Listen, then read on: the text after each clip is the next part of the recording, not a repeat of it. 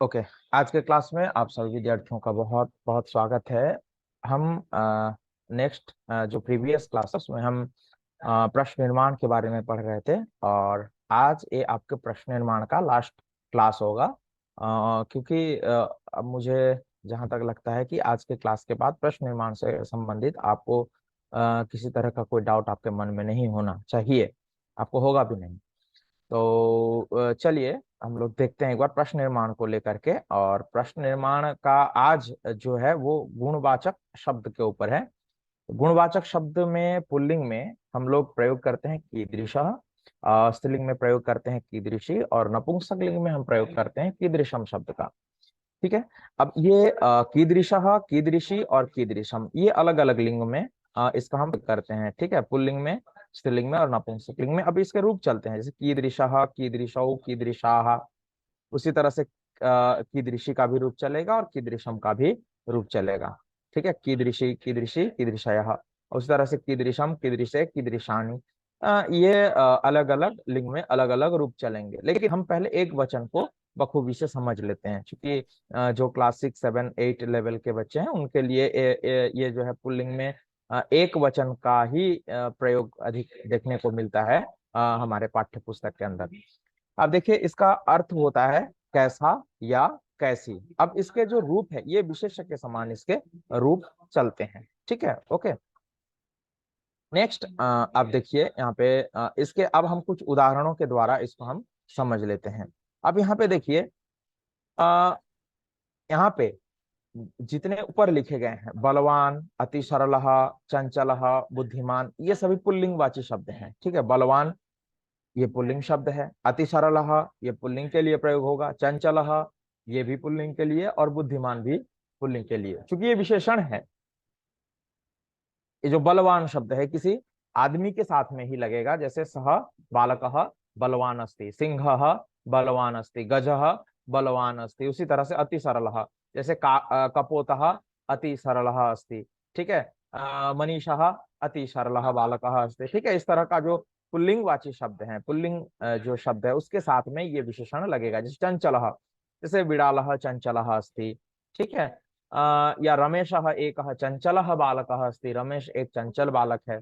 बुद्धिमान, जैसे सौरभः या सुरेशः बुद्धिमान बालकः अस्ति। ठीक है। अब देखो नीचे उसी तरह से बुद्धिमती शब्द दिया हुआ। अब बुद्धिमान पुल्लिंग में होता है तो स्त्रीलिंग में हम बोलेंगे बुद्धिमती। जैसे सा बालिका बुद्धिमती अस्ति, सीता बुद्धिमती अस्ति, अर्थात सीता बुद्धिमती है। अब गतिशीला, गतिशीला जैसे कोई शब्द है, जैसे नदी है, नदी शब्द स्त्रीलिंग शब्द होता है, नदी गतिशीला अस्ति, नदी गतिशील है। ठीक है। अब शोभना, शोभना अर्थात सुंदर।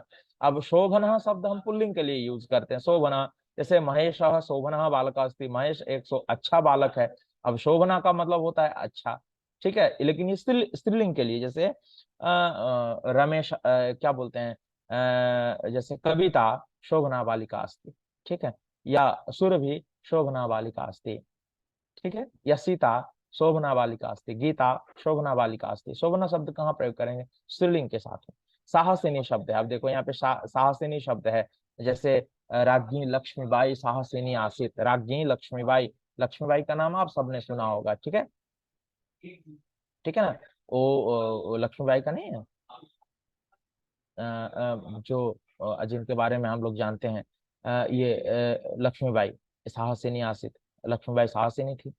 मधुरम, शीतलम, श्वेतम, सुंदरम, ये सभी नपुंसकलिंग के लिए हम प्रयोग करेंगे। जैसे मधुरम फलम, शीतलम जलम, श्वेतम वस्त्रम, सुंदरम पुष्पम या सुंदरम दृश्यम, ये सभी नपुंसकलिंग के लिए यूज करेंगे।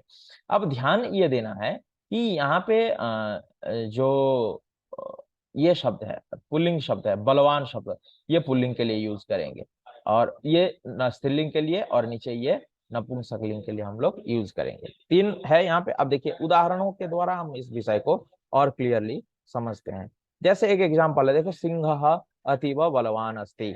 तो इसका क्या होगा उत्तर? सिंह अतीव कीदृशः भवति, सिंह अतीव कीदृशः भवति, यानी शेर कैसा होता है। तो मैं जरा चाहता हूं कि इसका आंसर आप लोग बताओ। इसका आंसर मैं हाइड कर दूं, यहाँ पे ढक दूं इसको, आप लोग इसका आंसर बताओगे। जैसे गंगा नदी गतिशीला अस्ति, अब आप लोग इसका आंसर बताओ। गंगा नदी गतिशीला अस्ति, अब गतिशीला के स्थान पे आप क्या? कीदृशी। हाँ, वेरी गुड। गंगा नदी कीदृशी अस्ति। हाँ, एक बात और, कि जब आप प्रश्न बनाएंगे, प्रश्नवाचक वाक्य लिखेंगे, प्रश्नवाचक वाक्य लिखने के बाद उसके अंतिम मतलब लास्ट में क्वेश्चन मार्क लगाना कंपलसरी है, आपको लगाना ही है, क्वेश्चन मार्क जरूर लगाइए आप। ठीक है, नेक्स्ट जैसे वाक्य देखो आप, दृश्यम सुंदरम अस्ति, तो यहाँ पे आप क्या लिखेंगे? दृश्यम सुंदरम अस्ति। कीदृशम। सर मैं कीदृशम। दृश्यम दृश्यम कीदृशम अस्ति। अस्ति, बहुत सुंदर। दृश्यम कीदृशम अस्ति, बहुत सुंदर। अच्छा बताओ। अस्ति। और हाँ, नद्याः जलम शीतलम अस्ति, तो यहाँ पे आप क्या बोलेंगे? कीदृश। नद्याः जलम कीदृशम भवति। हाँ, वेरी गुड। नद्याः जलम कीदृशम भवति, नदी का जल किस प्रकार का होता है या कैसा होता है, बहुत सुंदर। नेक्स्ट पांचवा बताओ। गुंजन सक्सेना साहसिनी आसीत।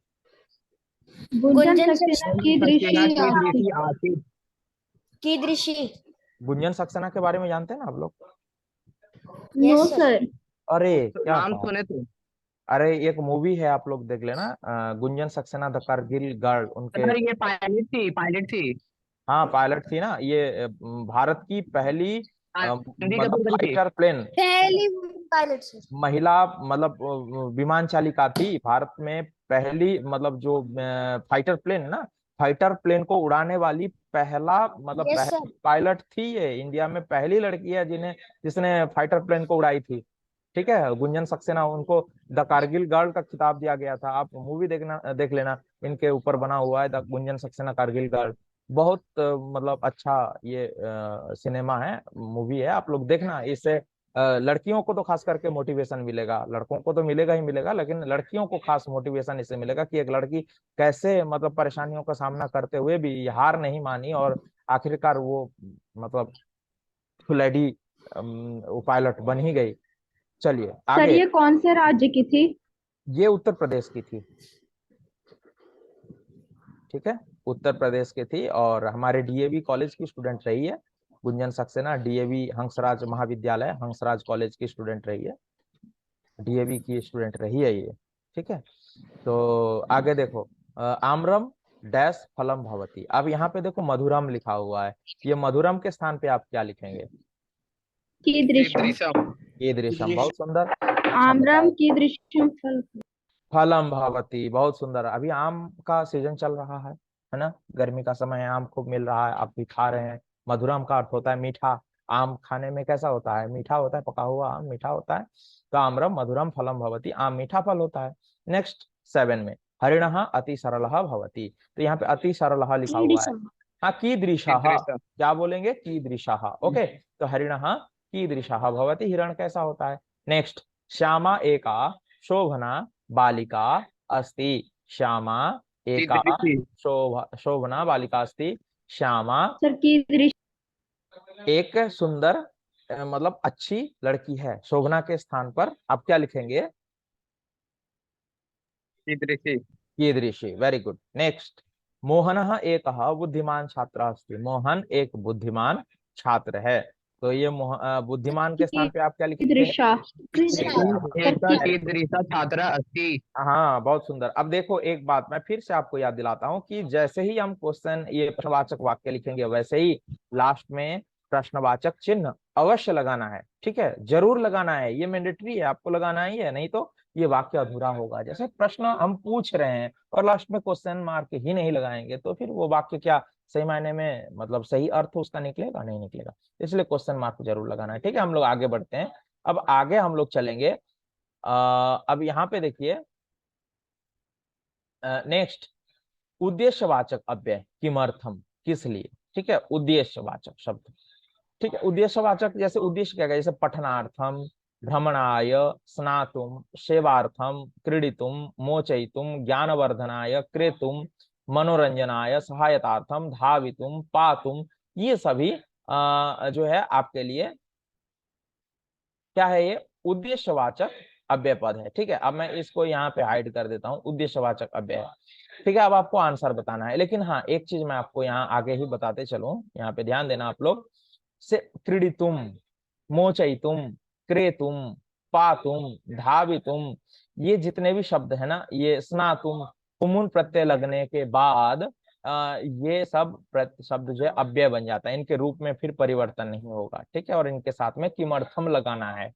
देखो, जैसे अभिनव भ्रमणाय उद्यानम गच्छति, अभिनव घूमने के लिए बगीचा जाता है। अब यहाँ पे देखो, हाँ यहाँ मैं पहले एक चीज और बता दूं, यहाँ पे पठनार्थम मतलब पढ़ने के लिए, क्रीडुम खेलने के लिए, मनोरंजनाय मनोरंजन के लिए, मनोरंजन समझते हैं ना, एंटरटेन के लिए, भ्रमणाय घूमने के लिए, मोचयितुम छोड़ने के लिए, सहायतार्थम सहायता के लिए, स्नातुम स्नान करने के लिए, ज्ञानवर्धनाय ज्ञान बढ़ाने के लिए, धावितुम दौड़ने के लिए, सेवार्थम सेवा के लिए, क्रेतुम खरीदने के लिए, पातुम पीने के लिए, पातुम अर्थात पीने के लिए, ध्यान रखना। ठीक है, अब देखो यहाँ पे जितने भी शब्द अंडरलाइन किए गए हैं, ये सभी शब्द किसी न किसी कार्य का बोधक है।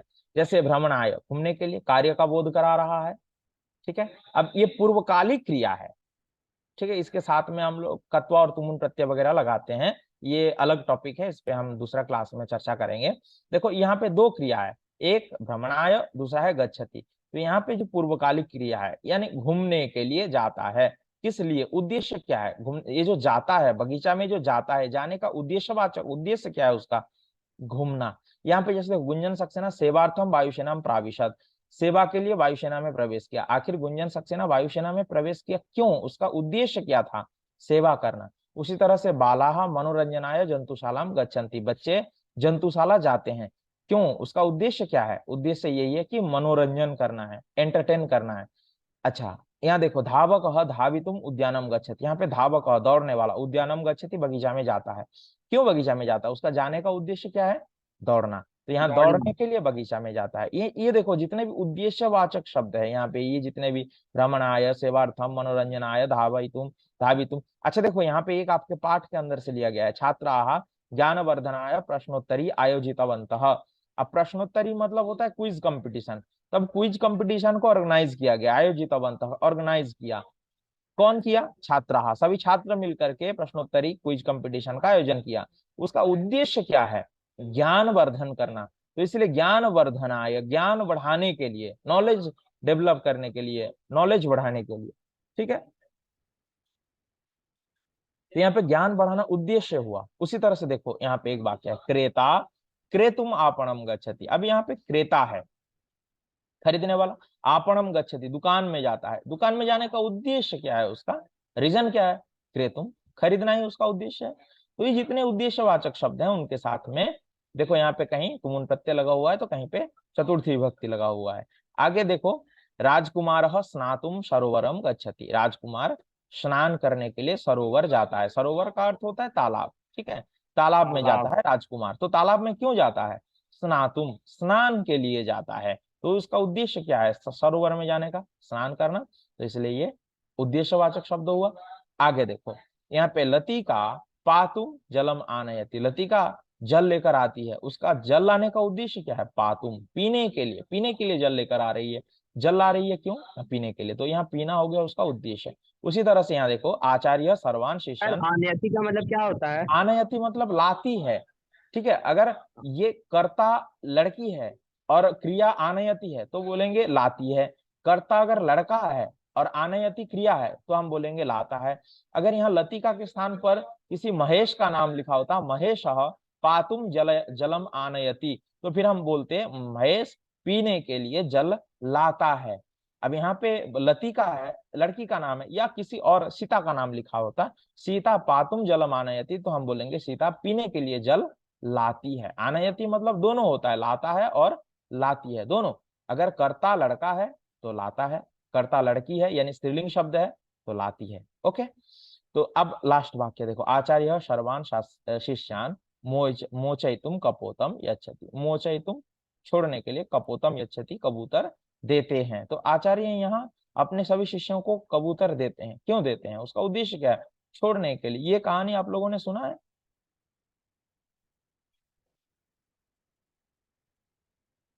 ये कहानी आप लोगों ने सुना है। No sir. Yes sir. सुना होगा। और सुनाइए ना।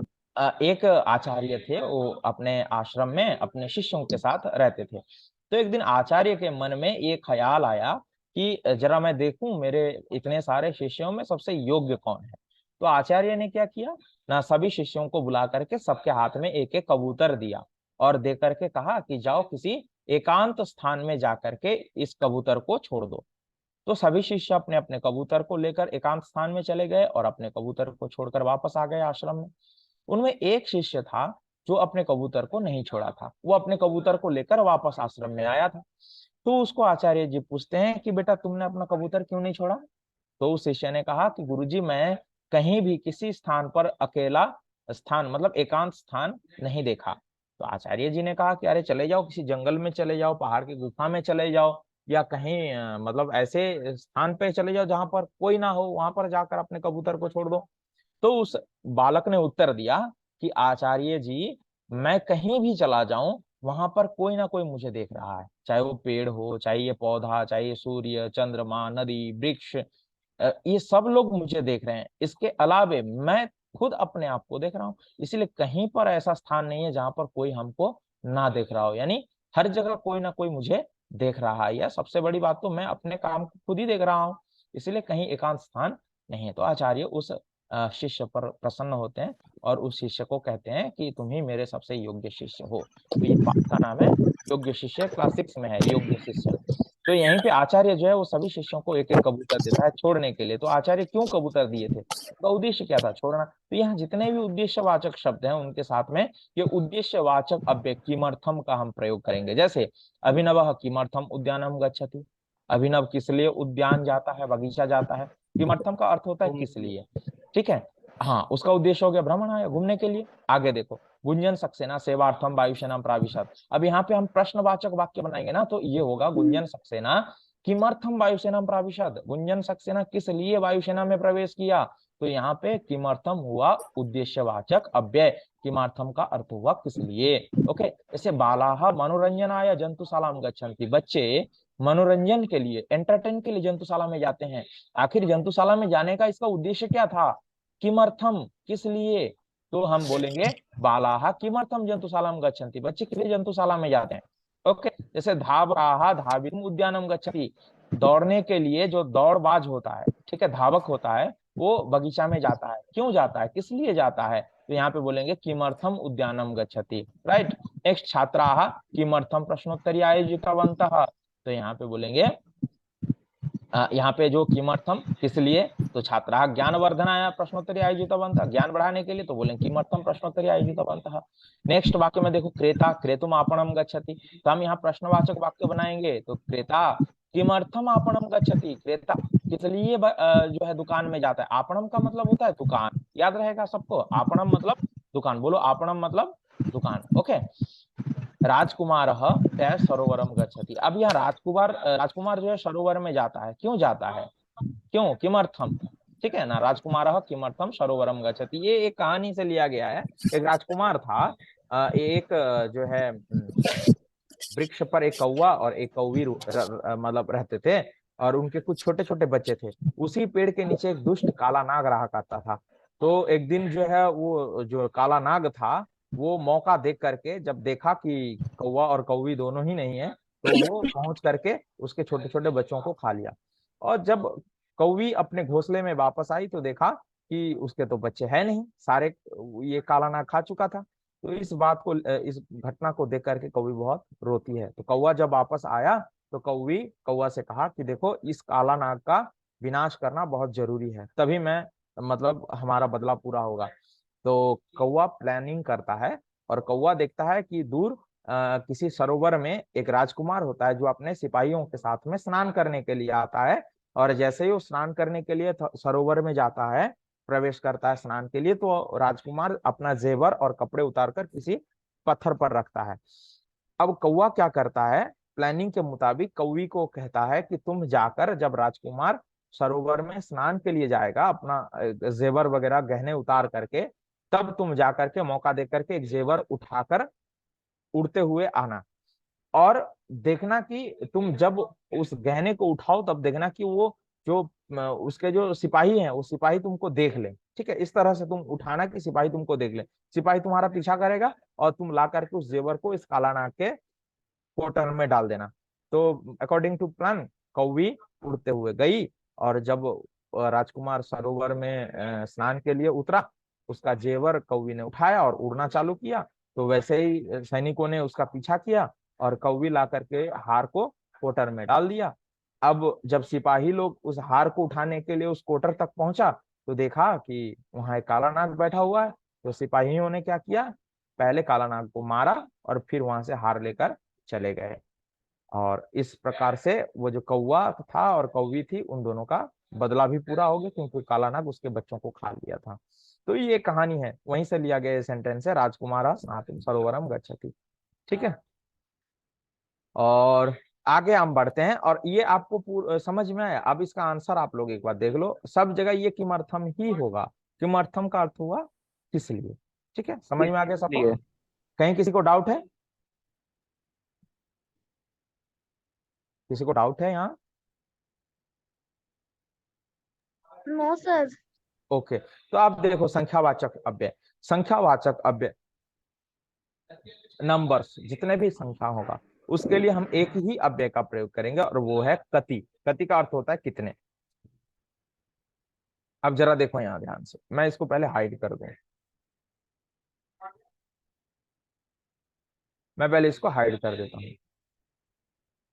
ठीक है, अब देखो यहाँ पे संख्यावाचक शब्द, संख्यावाचक शब्द क्या क्या है, जैसे एक से लेकर के हजार, लाख, करोड़, 10,000 जितने भी होगा, ये सबको हम क्या कहते हैं, नंबर्स कहते हैं, संख्या कहते हैं। जैसे एक, द्वौ, त्रयः, एका, द्वे, तिस्रः, एकम, त्रीणि, पंच, दश, शतम, सहस्रम, अनेकाः, अनेके, केचन, काश्चन, कानीचन, बहवः, अनेकानि, ये सभी संख्यावाचक अव्यय हैं। जैसे आपको मैं बता दूं, एक का अर्थ होता है एक, और एका का अर्थ होता है एक, और एकम का अर्थ होता है एक। ये तीनों का अर्थ ही एक है। लेकिन आप कहोगे कि सर फिर अलग अलग क्यों है, एक क्यों है, एका क्यों है, एकम क्यों है। तो इसका कारण यही है कि एक ये पुल्लिंग के लिए, एका स्त्रीलिंग के लिए, और एकम नपुंसकलिंग के लिए। लाइक एग्जाम्पल, बालक, तो हम बोलेंगे एक बालक, बालिका तो हम बोलेंगे एका बालिका। अब बोलेंगे फलम, एकम फलम, क्योंकि तीनों शब्द अलग अलग लिंग के हैं। बालक पुल्लिंग का है, एक बालक तो एक बालक है। बालिका स्त्रीलिंग का है तो बोलेंगे एका बालिका। और फल नपुंसकलिंग का शब्द है, एक फल तो बोलेंगे एकम फलम। ओके, उसी तरह से द्वौ, द्वे, ठीक है। इसका समझना है आपको, द्वे जो है स्त्रीलिंग का भी और नपुंसकलिंग का, दोनों का रूप सेम होता है द्वे का। ठीक है, जैसे हम बोलेंगे दो लड़के तो बोलेंगे द्वौ बालको, लेकिन बोलेंगे दो लड़कियां फिर वहां बोलेंगे द्वे बालिके, या फिर बोलेंगे दो फल तो फिर बोलेंगे द्वे फले। क्लियर। अब यहाँ पे देखो, त्रयः, तीसरा और त्रीणि, ये भी वही सेम पुल्लिंग में। अब बोलेंगे तीन लड़के तो बोलेंगे त्रयः बालकाः, तीन लड़कियां तो बोलेंगे तिस्रः बालिकाः, बोलेंगे तीन फल तो बोलेंगे त्रीणि फलानि। ठीक है, अब पांच ये सबके लिए समान होगा। ठीक है ना, जैसे बालक है तो पंच बालकः, बालिका है तो पंच बालिकाः, फल है तो पंच फलानि, ये इसके लिए समान होगा। पंच यहाँ पे कॉमन है, पंच में कोई परिवर्तन नहीं होगा। 10 का भी वही सेम है, 10 बालकः, 10 बालकाः, 10 बालिकाः, 10 फलानि। ठीक है, 10 भी सेम रहेगा। शतम भी वही रहेगा, शतम, सहस्रम, शतम मतलब 100, सहस्रम मतलब 1000। अनेकाहा ये पुल्लिंग के लिए अनेकाहा पुल्लिंग, और स्त्रीलिंग के लिए अनेकाहा, और ये सॉरी स्त्रीलिंग के लिए अनेकाहा और पुल्लिंग के लिए अनेके। ठीक है, और नपुंसक लिंग के होगा अनेकानी। ठीक है, अनेकानी छात्रा, फलानी, अनेके छात्राः। ठीक है, अब अनेकाः बालिकाः, इस प्रकार से हम पुल्लिंग, स्त्रीलिंग और नपुंसकलिंग में प्रयोग करते हैं। केचन का मतलब होता है कुछ पुल्लिंग के लिए, काश्चन का मतलब भी कुछ स्त्रीलिंग के लिए। जैसे काश्चन बालिकाः गृहम गच्छन्ति, कुछ बालिकाएं घर जा रही हैं। केचन बालकाः क्रीडन्ति, कुछ लड़के खेल रहे हैं। या कानिचन मधुराणि आम्राणि सन्ति, कुछ मीठे आम हैं। बहवह मतलब आप समझते हैं बहुत सारे। ठीक है, अत्र बहवह बालिकाः सन्ति, यहाँ बहुत सारी लड़कियां हैं। अत्र बहवः पुस्तकानि सन्ति, यहाँ बहुत सारी मतलब बहुत सारे पुस्तकें हैं। अनेकानि, अनेक, ढेर सारे, ठीक है। जैसे अनेकाह, अनेके और अनेकानि। अनेकाह स्त्रीलिंग के लिए, अनेके पुल्लिंग के लिए और अनेकानि नपुंसकलिंग के लिए, ठीक है। ये सभी संख्यावाचक शब्द हैं, नंबर्स के लिए हम यूज करते हैं। आप एग्जाम्पल के द्वारा इसको और क्लियर कर लीजिए। जैसे सूर्यः एकः अस्ति, तो हम प्रश्नवाचक वाक्य क्या बनाएंगे? सूर्यः कति अस्ति, सूर्य कितने हैं? अब बताओ आप लोग कि वेदाः चत्वारः सन्ति, वेद 4 हैं, तो प्रश्नवाचक वाक्य हम क्या बनाएंगे? वेदा कति सन्ति। वेदाः कति सन्ति, एग्जैक्टली, बहुत सुंदर। आगे देखो, वर्षे 12 मासाः भवन्ति, एक वर्ष में 12 महीने होते हैं, तो हम क्या बनाएंगे इसका प्रश्न वाक्य? वर्षे कति मासाः भवन्ति। हाँ, वेरी गुड, वर्षे कति मासाः भवन्ति, बहुत सुंदर। अब देखो, मनुष्यस्य द्वे नेत्रे भवतः, मनुष्य के पास 2 आंखें होते हैं, तो हम क्या पूछेंगे प्रश्न? मनुष्यस्य कति नेत्रे भवतः? कति नेत्रे भवतः। बहुत सही, हाँ बहुत अच्छे, वेरी गुड।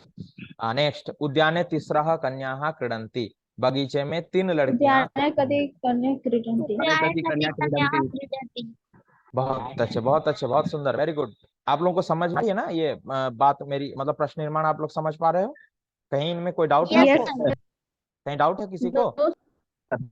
ओके, आप बताओ, यहाँ पे समुद्रे बहवः जन्तवः वसन्ति, समुद्र में बहुत सारे जानवर रहते हैं। अब समुद्र में तो बहुत सारे जानवर रहते हैं ना, कछुए, सांप, उसके बाद केकड़ा और विल, पता नहीं डॉल्फिन्स, क्या क्या समुद्र में नहीं रहता है। समुद्र के अंदर तो एक रहस्य है जो अभी तक पूरा हम लोगों ने खोज कर नहीं इसको कर पाया है। तो इसीलिए समुद्रे बहवः जन्तवः वसन्ति, तो यहाँ पे हम क्या बोलेंगे? इसका प्रश्न वाक्य क्या बनाएंगे? समुद्रे कति जन्तवः वसन्ति। समुद्रे कति जन्तवः वसन्ति, वेरी गुड। आगे नेक्स्ट लाइन आप बताओ, शिवस्य त्रीणि नेत्राणि भवन्ति, इसका मीनिंग क्या है? शिव के 3 नेत्र होते हैं। हाँ, शिव जी के 3 नेत्र होते हैं, तो अब इसका प्रश्नवाचक वाक्य हम क्या बनाएंगे? शिवस्य कति नेत्राणि शिवस्य कति भवन्ति। नेत्राणि भवन्ति? कितना इजी है ना? इसमें कहीं किसी को कोई डाउट है? No sir. जहां पे आपको नंबर्स दिखे, जहां पे नंबर दिखे वहां पे आपको सीधा कति लगा देना है, बस, बाकी कुछ आपको समझना नहीं है, केवल कति। जहां पे नंबर्स, जैसे 1 है, 4 है, द्वादश मतलब क्या होता है? 12, द्वे तिस्रः बहवः त्रीणि केचन, अब यहाँ पे केचन शब्द दिया गया है, केचन मतलब कुछ, तो यहाँ पे क्या बनाएंगे हम प्रश्नवाचक वाक्य? एकदा केचन मत्स्यजीविनः तत्र आगच्छन्, एक बार कुछ मछुआरे वहां आए, तो यहाँ पे केचन शब्द के स्थान पे हम क्या लगाएंगे? कति। कति, तो प्रश्नवाचक एकदा कति मत्स्यजीविनः तत्र आगच्छन्। हाँ, एकदा कति मत्स्यजीविनः तत्र आगच्छन्। Okay, next and last sentence देखो, जनाः तस्मै 500 सुवर्ण मुद्राः दत्त्वा गच्छन्ति, लोग उसको 500 सोने का मुद्रा देकर जाते हैं। तो ये 500 सुवर्ण मुद्रा, 500 के स्थान पर हम क्या प्रश्नवाचक वाक्य बनाएंगे बताइए? कति। कति। तो क्या होगा? पूरा सेंटेंस बताओ आप। जना तस्मै कति सुवर्ण मुद्रा दत्त्वा गच्छन्ति। हाँ, और एक बात फिर से मैं आपको याद दिलाता हूं कि जब भी आप प्रश्नवाचक वाक्य बनाएं तो प्रश्नवाचक वाक्य के अंत में आप क्वेश्चन मार्क जरूर लगाएं। ऑलराइट, चलिए नेक्स्ट, अब हम आगे बढ़ते हैं। और आगे यहाँ पे रीतिवाचक अव्यय कथम, कैसे, यानी किसी रीति, तरीका, ढंग के लिए हम ये कथम अव्यय पद को यूज करते हैं। लाइक जैसे उच्चई मतलब जोर जोर से, नीचई नीचे, ठीक है, या मतलब स्लोली, मंदम मंदम स्लोली। एक्चुअली देखो, नीचे ही मतलब यहाँ पे होगा ना, नीचे ही मतलब नीचे की ओर, ठीक है, नीचे ही मतलब नीचे की ओर, उच्चई मतलब जोर से, नीचे ही नीचे की ओर, मंदम मंदम स्लोली स्लोली, धीरे धीरे, शीघ्रम जल्दी जल्दी, तीव्रम फास्ट बड़ी तेज, और उत्साह पूर्वकम उत्साह के साथ, शनै शनै धीरे धीरे, ठीक है। अब यहाँ पे शनै शनै धीरे धीरे और मंदम मंदम धीरे धीरे, दोनों का अर्थ धीरे धीरे होता है, लेकिन हम यहाँ पे जो ना वायु के लिए हम मंदम मंदम शब्द को यूज करते हैं, वायु, हवा, ठीक है। और शनै शनै हम किसी आदमी के लिए, किसी व्यक्ति के लिए, किसी जीव के लिए, जानवर के लिए हम लोग शनै शनै शब्द का यूज करेंगे। जैसे कच्छपः शनै शनै चलती, कछुआ धीरे धीरे चलता है। तो हम क्या बोलेंगे, कच्छपः कथम चलती, कछुआ कैसे चलता है, तो कच्छपः शनैः शनैः चलती, कछुआ धीरे धीरे चलता है। क्लियर। तो अब देखो यहाँ पे एक एग्जाम्पल है, सिंहः उच्चैः गर्जति, शेर, ठीक है, ऊंचा उच्चैः गरजता है। हाँ, मतलब बड़ी तेज आवाज में गरजता है। तो हम क्या इसका प्रश्नवाचक वाक्य बनाएंगे, सिन्हा सिन्हा कथम गरजति। गरजति। सिंह सिंह कथम कथम गरजति। गरजति। Very good. नेक्स्ट, जलम नीचे बहती, जल नीचे की ओर बहता है। जलम जलम कथम बहति। कथम वही बहती। हाँ, जलम कथम बहती, जल जल किधर कैसे मतलब बहता है। वायु मंदम मंदम बहती, वायु वायु कथम कथम बहति। बहती। हाँ, वायु कथम बहती। Very good. नेक्स्ट, जैसे देखो, हरिणः शीघ्रम धावति, हिरण जल्दी जल्दी तेजी में भागता है। हरिणा कथम हरिणः धावति। कथम धावति। हरिण कथम धावती, वेरी गुड। उसी तरह से देखो, गजः शनैः शनैः चलति, गजा कथम गजः कथम चलति। गजा कथम चलति। हाँ, गजः कथम चलति। अब अश्वः तीव्रम धावति, घोड़ा तेज अश्वः अश्वं कथम कथम धावति। ठीक है, ओके। अब इसका देखो आप लोग आंसर इसका देख लो, अश्वः कथम धावति। अश्वः कथम धावति, घोड़ा कैसे दौड़ता है। ठीक है, अब देखो यहाँ पे सबके लास्ट में क्वेश्चन मार्क जरूर लगाइए, और सब में यही लगा देना है आपको कथम। ये कहाँ लगेगा, जहां पे कोई तरीका या ढंग के बारे में बताया जा रहा है। ठीक है, ये एक तरीका है ना, जैसे वायु धीरे धीरे चलता है, क्या है, वायु का चलने का तरीका है। हिरण शीघ्र होता है, तेज भागता है, तो क्या है, हिरण के दौड़ने का ये तरीका है, ढंग है। अब हाथी धीरे धीरे चलता है, तो ये हाथी का क्या है, चलने का स्टाइल है, तरीका है, ढंग है। तो इसलिए इन सभी जगहों पे हमें क्या करना है, कथम शब्द को हमें प्रयोग कर देना है। ठीक है, ओके। तो अब ये है आपका क्लास, जो है प्रश्न निर्माण के बारे में आपको जितने बताने थे मैंने आपको बता दिए। अब आपके पास केवल 5 मिनट का समय है। 5 मिनट के अंदर आपको एक अभी आपके सामने मैं शेयर करूंगा अभी एक वर्कशीट। ठीक है, आपको ये वर्कशीट अभी आपको करना है, बनाना है। ठीक है, तो ये वर्कशीट देखिए आपके सामने है, आप इस वर्कशीट को बनाइए। अब देखिए इंस्ट्रक्शन क्या दिया गया है। सर ये होमवर्क है। नहीं, अभी तुरंत बनाइए, आप लोग होमवर्क भी आप लोग बना सकते हैं, स्क्रीनशॉट लीजिए और अपने नोटबुक में बनाइए।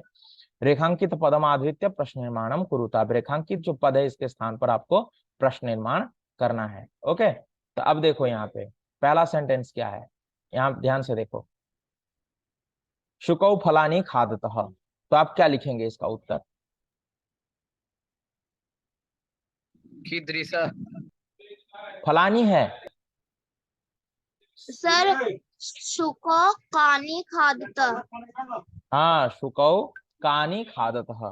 ठीक है, इसका हम आंसर क्या लिखेंगे, शुकौ कानी खादतः, शुकौ शुकौ कानी कानी खादतः, खादतः, यहाँ पे हमको लगा देना है क्वेश्चन मार्क। ओके, नेक्स्ट, अब देखो अगला वाक्य है, ए सैनिकाः कोटरे कृष्ण सर्पम अपश्यत, स्थानवाचक शब्द है, तो यहाँ पे हम क्या करेंगे, जल्दी बताओ। कुत्र। कुत्र। वेरी गुड, बहुत अच्छे। तो ये कोटरे के स्थान पर हम कुत्र। लिखेंगे सैनिकाः।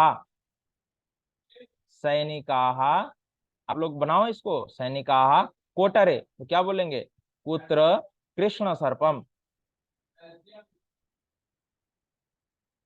कृष्ण सर्पम अपश्यन।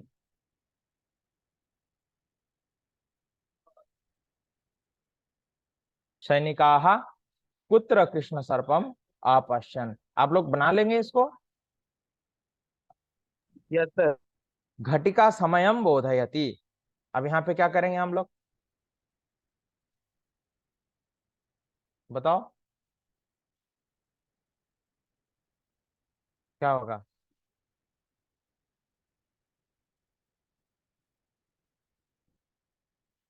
घटिका कम बोधयति, कम बोधयति। अच्छा, एक बात ध्यान रखना है, यहाँ पे अगर आप किम भी करते हैं तो भी गलत नहीं होगा, ठीक है। यहाँ पे आप किम भी लिख सकते हैं, किम बोधयति, ठीक है। घटिका कम बोधयति या घटिका किम बोधयति। मतलब यहाँ पे हम घड़ी किसको बताता है, कम बोधयति, क्या बोध कराता है। एक्चुअली यहाँ पे सही होगा किम, ठीक है। घड़ी का घटिका किम बोधयति, घड़ी क्या बोध कराती है, घड़ी हमें क्या बताती है या क्या बोध कराती है। तो यहाँ पे आप किम लिखोगे तो ज्यादा बेहतर होगा, ठीक है। घटिका किम बोधयति, राइट। नेक्स्ट, महिले वार्तालापम कुरुतः, इसका बताओ क्या होगा। महिले वार्तालापम कुरुतः, बताओ जल्दी से बताओ आप लोग। के, वेरी गुड, के वार्तालापम वार्तालापं कुरुतः। कुरुतः, बहुत सुंदर। पर्वते सह शोभनम दृश्यम अपश्यत, तो शोभनम दृश्यम क्या होगा। आज ही के क्लास में मैंने इस पर चर्चा किया है, शोभनम दृश्यम। मैं आपको ऑप्शन देता हूं, कीदृशः, कीदृशी या कीदृशम, इन तीन में से कौन सा होगा। कीदृशम्। वेरी गुड, पर्वते कीदृशम्। सह शोभनम दृश्यम अपश्यत, तो यहाँ पे होगा पर्वते सह कीदृशम दृश्यम अपश्यत। ओके, नेक्स्ट, पत्राणि प्रशाखासु उद्भवन्ति, तो यहाँ पे स्थानवाचक शब्द है प्रशाखा, है ना, ब्रांचेज, तो यहाँ पे आप पुत्र लगाएंगे, ठीक है। पत्राणि पुत्र, कुत्र सर। उद्भवन्ति, पुत्र, ठीक है। पत्राणि कुत्र उद्भवन्ति, समझ गए आप। स्थानवाचक जो शब्द है वहां द्वितीय या सप्तमी विभक्ति होगा तो आपको कुत्र लगाना है। जैसे यहाँ पे तौ वृक्षे निर्मितम सुंदरम गृहम अपश्यताम, तौ यानी वे दोनों, वृक्षे निर्मितम सुंदरम गृहम अपश्यताम। अब वृक्षे के स्थान पर आप क्या करेंगे, कुत्र होगा, तौ कुत्र निर्मितम सुंदरम गृहम अपश्यताम।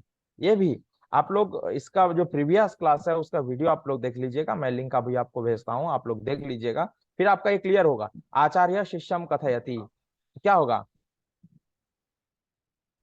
कहा शिष्यम कथयति, यहाँ कहा होगा, कहा शिष्यम कथयति, ठीक है। वंचकः बालकाय सुवर्ण पात्रम अयच्छत, तो यहाँ पे कस्मई सुवर्ण पात्रम अयच्छत, कस्मई होगा। ओके, अब हम आगे बढ़ते हैं और आगे आप लोग इस प्रश्न का स्क्रीनशॉट ले लीजिए और इस प्रश्न को आप लोग बना लीजिए अपनी नोटबुक में, ठीक है। ये क्वेश्चन नंबर 10 से लेकर के